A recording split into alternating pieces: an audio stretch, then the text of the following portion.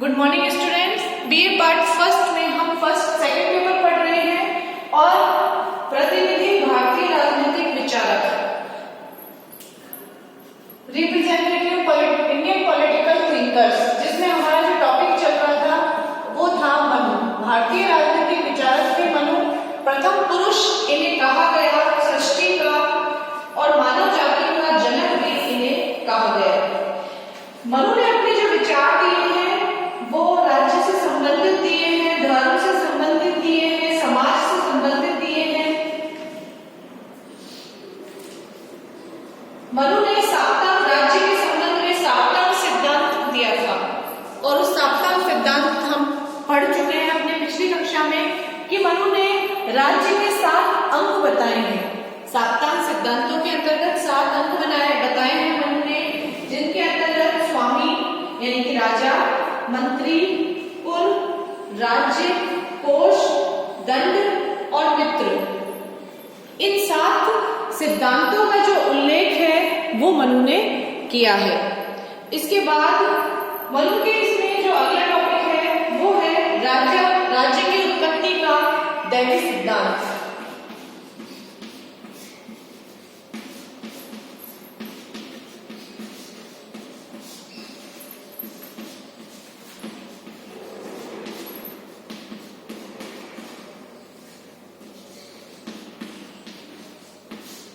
राज्य की उत्पत्ति का दैवी सिद्धांत। दैवी सिद्धांत से ये तात्पर्य है कि मनु ये कहते हैं कि राज्य की जो उत्पत्ति हुई है वो देवताओं के द्वारा हुई है, देवताओं के सिद्धांत के द्वारा हुई है। वो ये दैवीय पारलौकिक सिद्धांत है।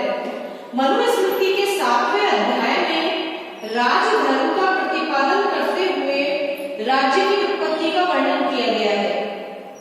इसके अनुसार सृष्टि की प्रारंभिक अवस्था बहुत भयंकर थी, जब न राजा था, न राज्य था, न कोई दंड था, न सेना थी, न कोई विधान था, न कोई कानून था और अराजकता की स्थिति थी सारे समाज के अंदर।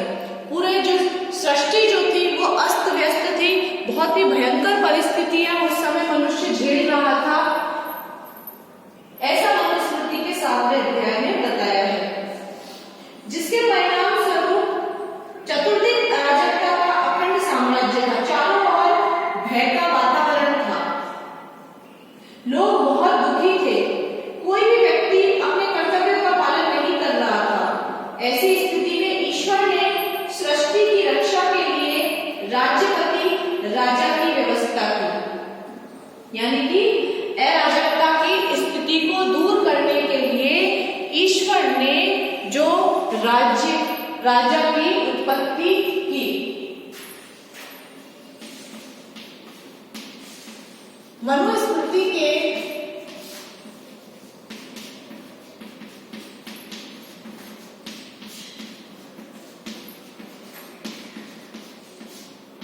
सातवें अध्याय में बताया है कि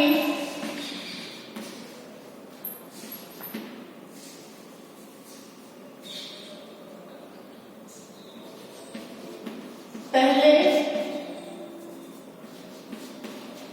राज्य के अभाव में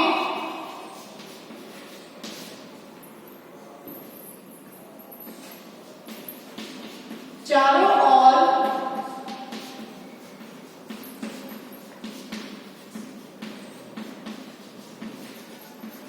अराजकता की स्थिति थी। राज्य के अभाव में चारों ओर अराजकता की स्थिति थी, इसीलिए इस अवस्था को दूर करने के लिए ईश्वर ने राजा की उत्पत्ति की। इसलिए ईश्वर के द्वारा राजा का निर्माण किया गया या राजा की उत्पत्ति की गई।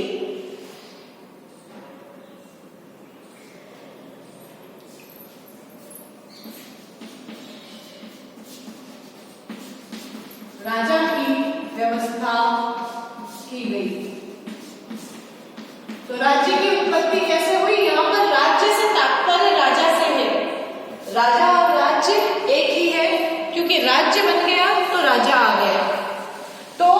राज्य की उत्पत्ति कैसे हुई?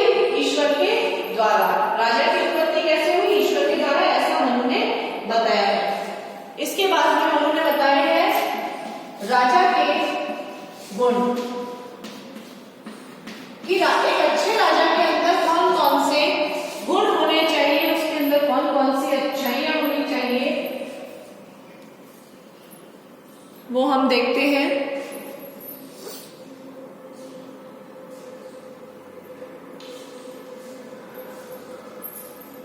मनु जो है वो राजा का एक मुख्य कार्य जो है वो प्रजा की रक्षा तथा कल्याण कहते हैं।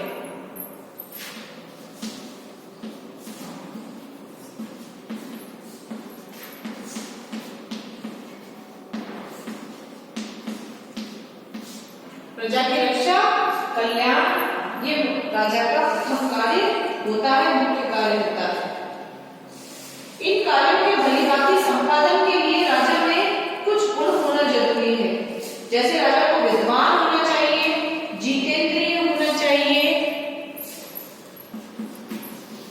विद्वान होना चाहिए,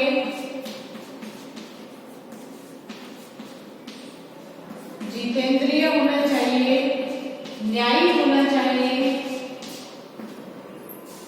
विनीत होना चाहिए, कि सबकी बातों को शांति से सुनने वाला होना चाहिए, एवं लोकप्रिय तो होना ही चाहिए।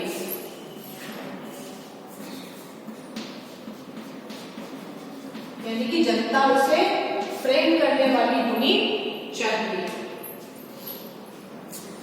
इसके अलावा राजा जो है तीनों वेदों का ज्ञाता हो,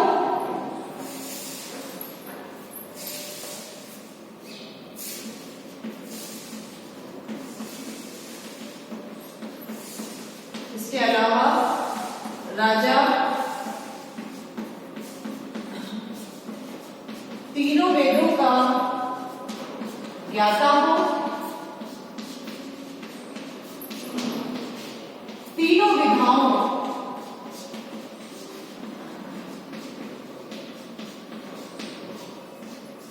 विधाओं कौन कौन सी है? एक दंड नीति है, एक तर्क विद्या और एक ब्रह्म विद्या। दंड नीति, तर्क विद्या, दंड नीति होती है, तर्क विद्या होता है, साथ ही उसे ब्रह्म विद्या में भी पारंगत होना चाहिए।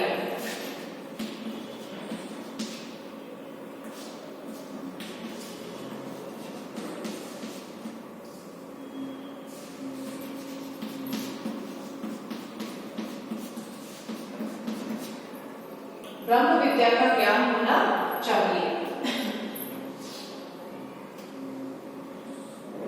इसके अलावा राजा को व्यवहारिक व्यक्तियों से वाणिज्य, व्यवसाय और धन प्राप्ति की विद्या सीखनी चाहिए। राजा को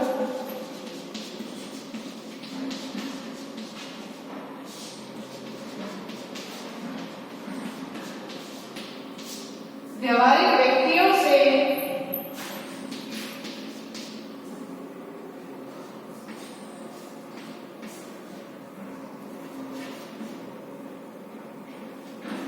धन प्राप्ति, वाणिज्य, व्यापार आदि की विद्या सीखनी चाहिए।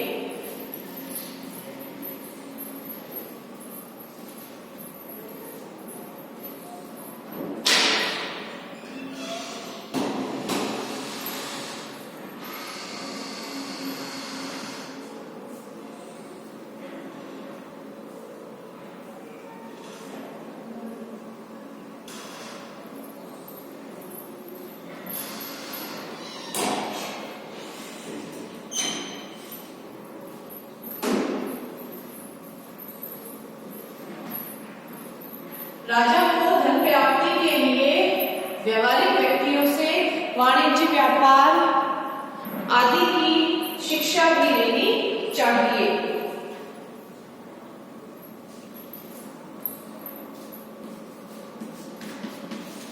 की विद्या सीखनी चाहिए।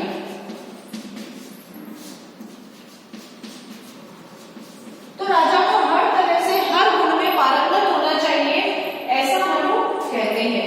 राजा को जितेंद्रिय होना इसलिए जरूरी है क्योंकि उसे इंद्रियों को अपने वश में रखना चाहिए ताकि वह अधर्म से हटकर धर्म के अनुकूल ही आचरण करे। जो राजा अपनी इंद्रियों को वश में नहीं रख सकता वह अपनी प्रजा को भी कभी वश में नहीं रख सकता है, ऐसा मनु कहते थे। जितेंद्रिय होने के लिए राजा को योग अभ्यास करना चाहिए और काम वासना से उत्पन्न 10 तथा क्रोध से उत्पन्न 8 दुष्ट व्यसनों से बचना चाहिए। कौन कौन से है वो?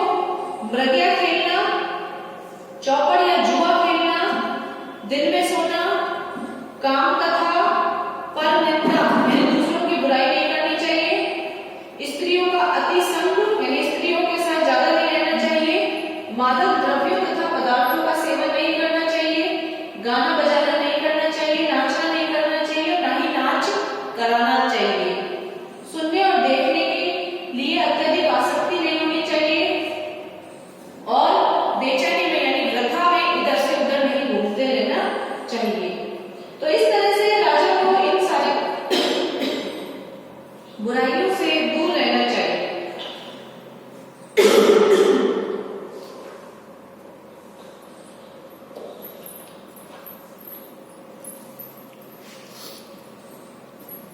इसके अलावा राजा को ब्राह्मणों की सेवा करनी चाहिए।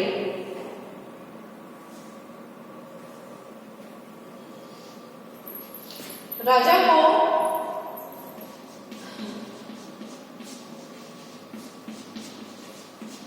वेदों की व्याख्या,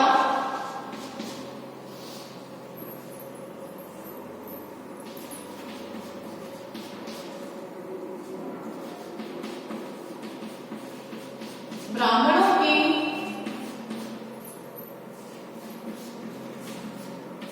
निरंतर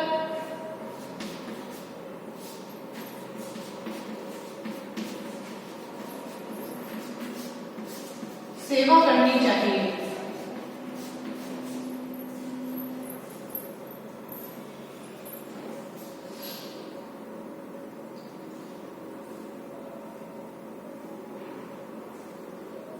वृद्धों का सम्मान करना चाहिए।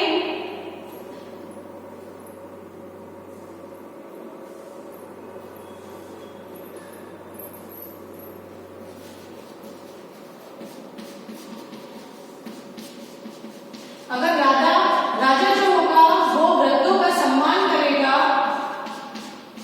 तो उसकी लोकप्रियता बढ़ेगी कि राजा बहुत ही विनीत स्वभाव का है, वो सबकी बात बहुत शांति से सुनता है, वृद्धों का सम्मान करता है, वेदों के ज्ञान प्राप्त ब्राह्मणों का सम्मान करता है। कहने का तात्पर्य ये है कि राजा जो है वो शिक्षित व्यक्तियों का या फिर सुसंस्कृत व्यक्तियों का, जो व्यक्ति योग्य हैं उन व्यक्तियों का वो सम्मान करता है। नोट कर लीजिए आप इसे। ये राजा के कुछ आवश्यक गुण हैं जो मनुस्मृति के 7वें अध्याय में बताए गए हैं।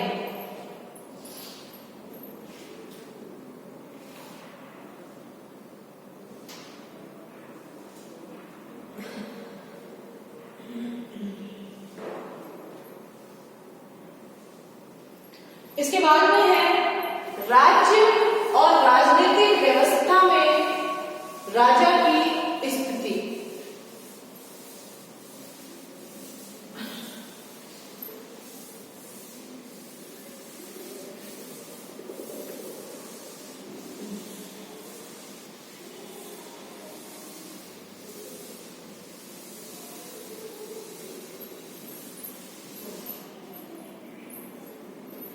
राज्य और राजनीतिक व्यवस्था में राजा की स्थिति।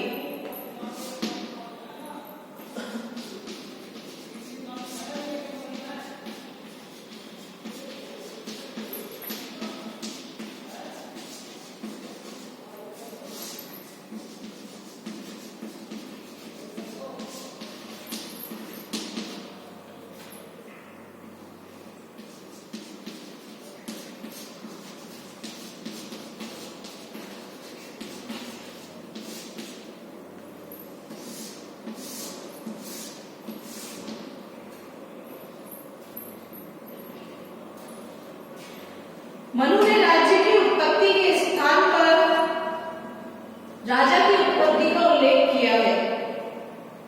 मनु ने राज्य की उत्पत्ति के स्थान पर राजा की उत्पत्ति का उल्लेख किया है और इससे स्पष्ट है कि मनु ने राज्य की सारी व्यवस्था में राजा को केंद्रीय स्थिति प्रदान की है। मनु ने राज्य की समस्त व्यवस्था में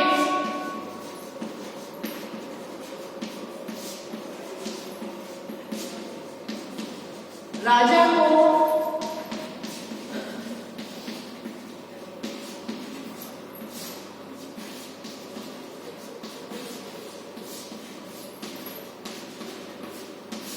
केंद्रीय स्थिति प्रदान की है।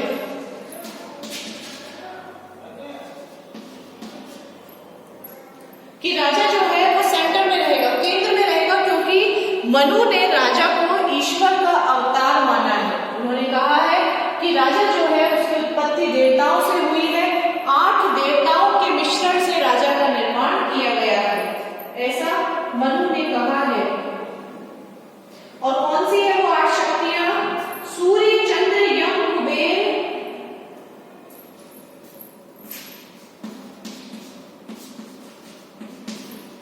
मनु के अनुसार सूर्य, चंद्र, यम, कुबेर, वरुण, सूर्य, चंद्र, यम, कुबेर,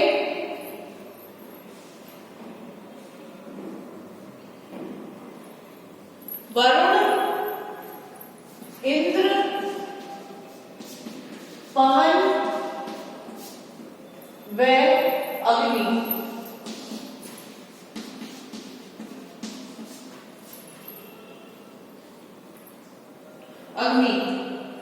इन 8 सर्वाधिक महत्वपूर्ण शक्तियों और तत्वों से राजा का निर्माण हुआ है।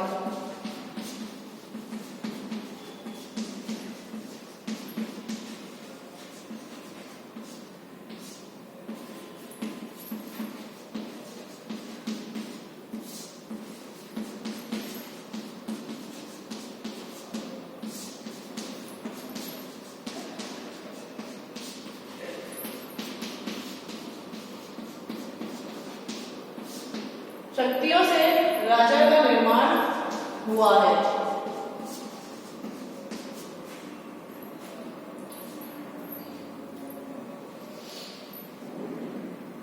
इन 8 श्रेष्ठ तत्वों से समन्वित होने के कारण राजा विश्व का रक्षक, पोषक और समृद्धि कारक होता है।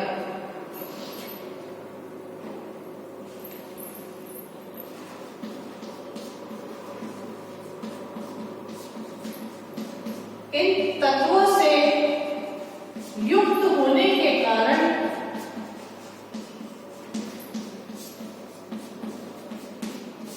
राजा जो है वो राज्य का पालन कर पाता है, वो सृष्टि का कल्याण कर पाता है।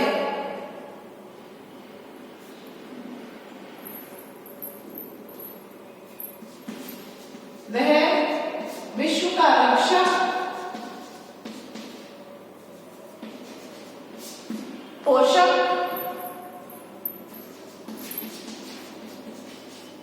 व समृद्धि कारक होता है।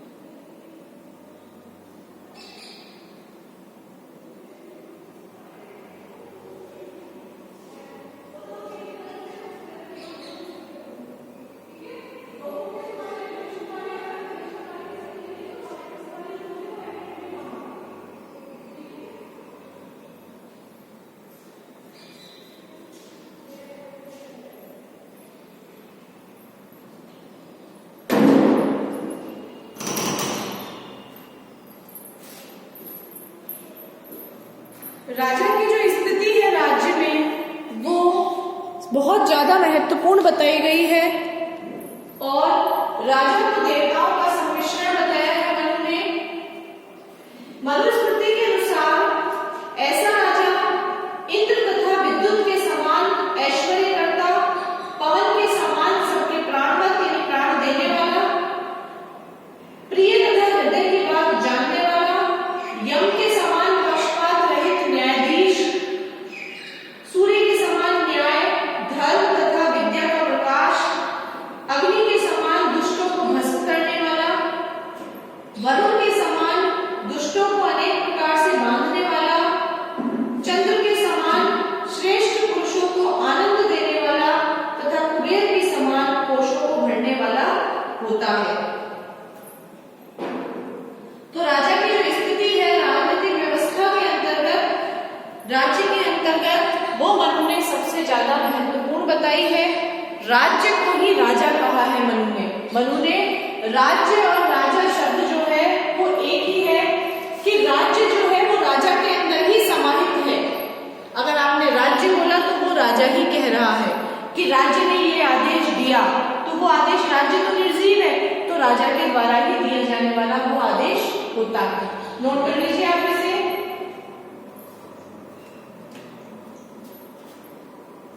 इसके बाद में है राजा का कार्य क्षेत्र, कि राजा जो है वो क्या क्या कार्य करता है।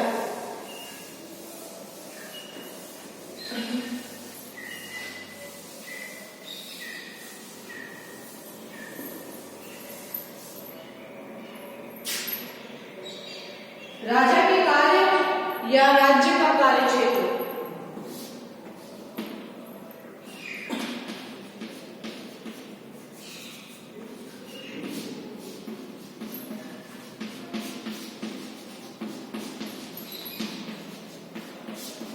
तो राजा का पहला काम क्या होता है? सबसे पहला काम जो महत्वपूर्ण है वो है प्रजा रक्षण, यानी प्रजा की रक्षा करना। ये राजा का पहला कर्तव्य होता है, प्रजा की रक्षा करना, प्रजा को हर आक्रमण से बचाना, हर बाहरी आक्रमण से बचाना, हर दुख से बचाना, प्रजा को हर प्रकार से सुखी रखना, ये राजा का प्रथम कर्तव्य होता है।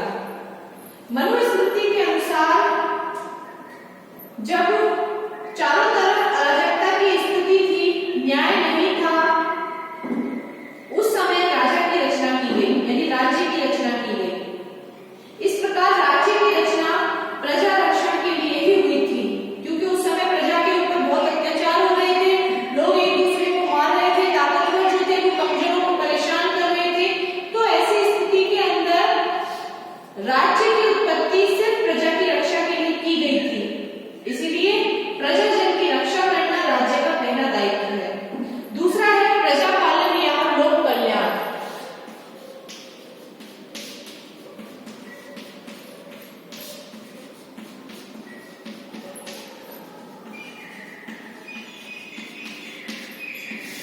प्रजा पालन या लोक कल्याण भी जो है वो भी राजा की कर्तव्य के अंतर्गत है। इसके बाद अगला है प्रशासनिक व्यवस्था का निर्वाह।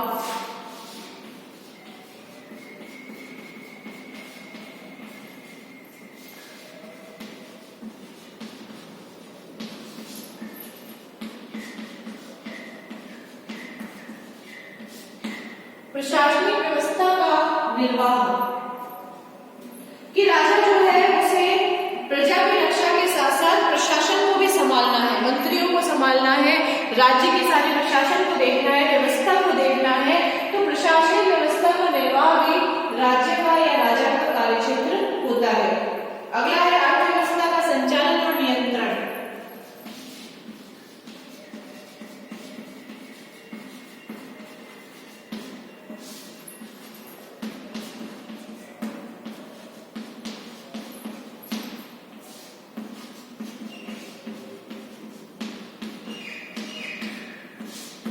अर्थव्यवस्था से तात्पर्य है पैसे से संबंधित, यानी राजा को अपने कोष से संबंधित चीजों का भी ध्यान रखना है कि राजा का खजाना जो उसका कोष है वो कभी खाली ना हो।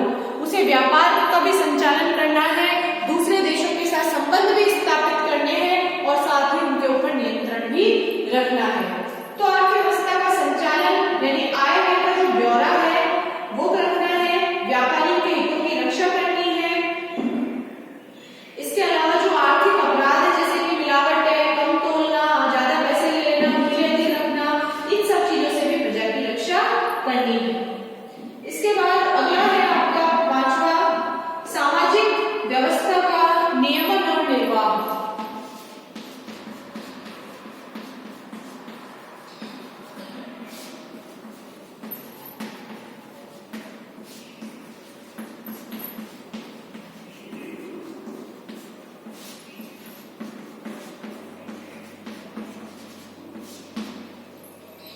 सामाजिक व्यवस्था का नियमन और निर्वाह जो है वो भी मनुस्मृति के अनुसार राज्य का ही दायित्व माना गया है। छठा इसमें न्याय की व्यवस्था।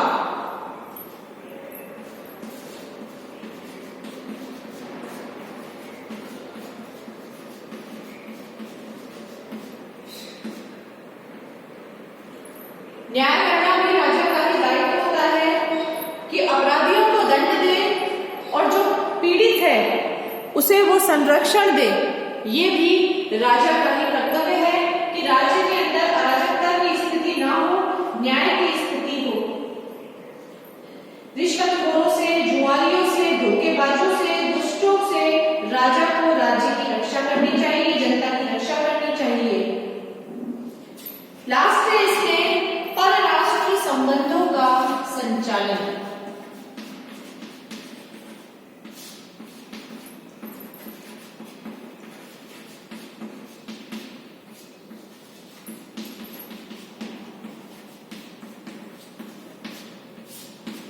कि दूसरे देशों के साथ कैसे संबंध स्थापित करने हैं, इस बात का भी राजा को ध्यान रखना चाहिए। ये भी राज्य का ही कर्तव्य है कि वो अधिक से अधिक मित्र बनाए और उन मित्रों की सहायता से वो अंतर्राष्ट्रीय क्षेत्र में भी या वैश्विक क्षेत्र में भी वो अन्य देशों के साथ संबंध स्थापित करे। वो मित्र जो होंगे, ज्यादा मित्र बनाने के लिए मनु इसलिए कह रहा है राजा को क्योंकि उन मित्रों की वजह से राजा के ऊपर अपने राज्य की सुरक्षा की जो जिम्मेदारी है वो बढ़ जाएगी। अगर राज्य के ऊपर कभी विपत्ति आती है या युद्ध का आक्रमण होता है तो ऐसे समय के अंदर वो मित्र ही उस राज्य की रक्षा में राजा की मदद करेंगे। तो इस तरह से परराष्ट्रीय संबंधों का संचालन भी राज्य या राजा का कार्यक्षेत्र होता है। तो ये राज्य के या राजा जो है उसके कार्यक्षेत्र है कि उनका क्या क्या कार्य है मनुस्मृति के अनुसार, मनु के अनुसार। नोट कर लीजिए आप इसे।